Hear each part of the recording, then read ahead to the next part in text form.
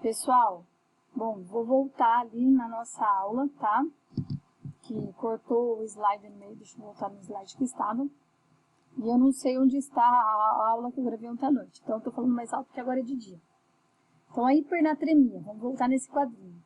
A hipernatremia, eu tinha falado para vocês que sempre que eu tenho uma hipernatremia, eu tenho que calcular a osmolaridade urinária do paciente, mas na verdade não. Se eu tenho uma causa aparente, evidente, o paciente está desidratado, está com diarreia, tem uma síndrome infecciosa que está causando hipovolemia, tem alguma coisa que ele não está conseguindo ingerir água, como ele é um bebê, ele é um idoso que é acamado, ele tem um estado hiperosmolar hiperglicêmico, ou ele tem uma síndrome desabsortiva que faz ele ter diarreia, eu não preciso calcular a osmolaridade, basta eu investigar e tratar essa causa. Agora, se eu não tenho uma causa evidente, eu tenho que calcular a osmolaridade urinária. E aí, eu pego a fórmula e eu vou ver. Se a minha osmolaridade urinária é baixa, a osmolaridade urinária, vocês viram que ela usa muito sódio urinário. Se ela é baixa, é porque eu tenho pouco sódio na minha urina. E é porque a minha urina está muito diluída. Então, eu tenho uma poliúria. Eu estou na dúvida se é uma diabetes insípido central ou nefrogênica. O paciente está perdendo muito líquido com uma osmolaridade urinária baixa. Eu vou fazer o quê? Eu vou fazer um teste terapêutico. Então, eu mando sintetizar a vasopressina, faço uma vasopressina sintética e aplico no paciente. Como é que eu aplico isso? São borrifações no nariz. É uma dose em cada narina, 2 doses, depende. Se eu ponho a vasopressina sintética para dentro do organismo e o meu paciente para de ter poliúria, isso significa que o meu problema era no sistema nervoso central, na produção. Ele não estava produzindo direito, eu forneci uma dose extra de vasopressina e melhorou. Então, eu tenho uma diabetes central. Se eu aplico essa vasopressina sintética e o paciente mantém a poliúria, isso significa que não é na produção da vasopressina o problema. O problema é nos receptores lá no túbulo coletor. Então, é uma diabetes insípido nefrogênica, certo? E como é que eu faço para tratar a diabetes insípido central? A central, se é um defeito na produção, eu vou ter que ficar dando DDAVP para o paciente, desmopressina.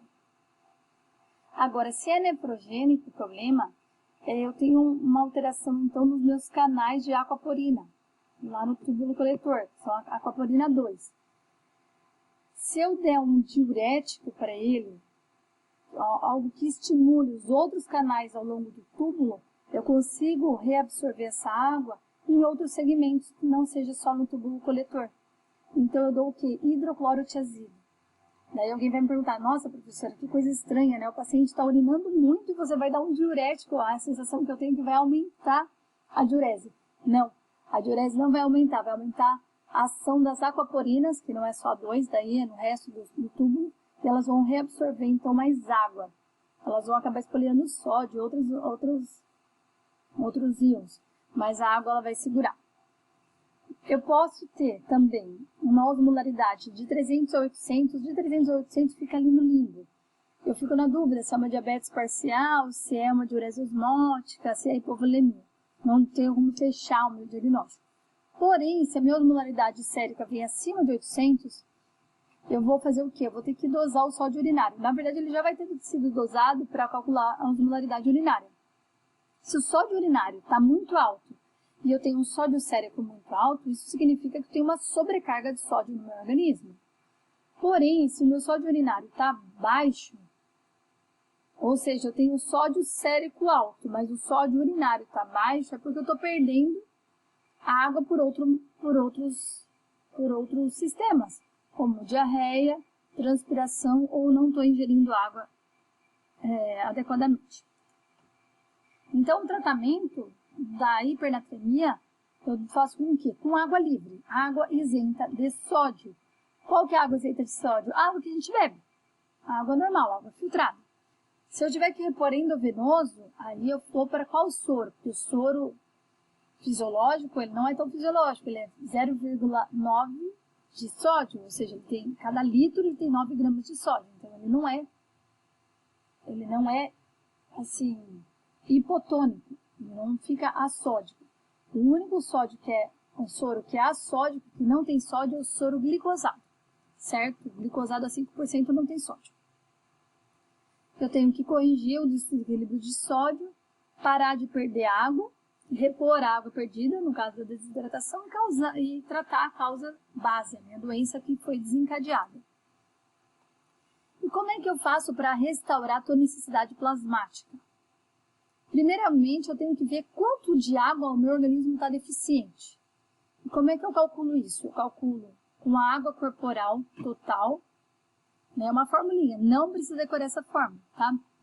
Mas eu pego a água corporal total, que ela vai variar. Nos adultos jovens, ela é 0,6% ou 60% do peso dos homens.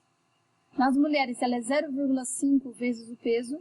E nos idosos, é 0,45%. É 0,45 do peso, tá? Seria 45% do corpo, já. Aí, eu vou multiplicar pelo sódio do plasma, que ele vai estar hipertônico, então vai estar com sódio 150, 160, dividido pelo sódio ideal, que é 140, tá? Essa continha aqui, menos 1. Isso aqui vai me dar quanto de déficit de água eu tenho, 1 litro, 2 litros, 3 litros.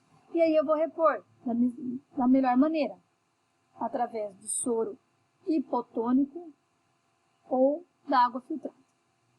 A única coisa que a gente tem que lembrar é que eu nunca posso corrigir mais do que 12 ml por dia de sódio, por exemplo. Se meu sódio está 160, eu não vou poder chegar em 140 durante a correção em 24 horas. Por quê? Porque o meu sódio, ele faz a tonicidade celular. E se eu acabo tendo uma disfunção, ou uma diminuição, ou um aumento muito rápido do sódio, todas as minhas células podem ou ficar edemaciadas ou ficarem murchas. E, principalmente, isso pode acontecer com os neurônios. E isso pode dar uma complicação, ou um edema cerebral importante, ou uma outra complicação cerebral que nós vamos falar a seguir, que chama mielinólise pontínea, que é uma desidratação da ponte. Isso pode gerar sintomas e até a morte, certo? Por isso que sódio, ele é muito comum e ele dá principalmente sintomas neurológicos. Beleza? A aula de hipernatremia se encerra aqui e agora nós vamos para a aula de hiponatremia.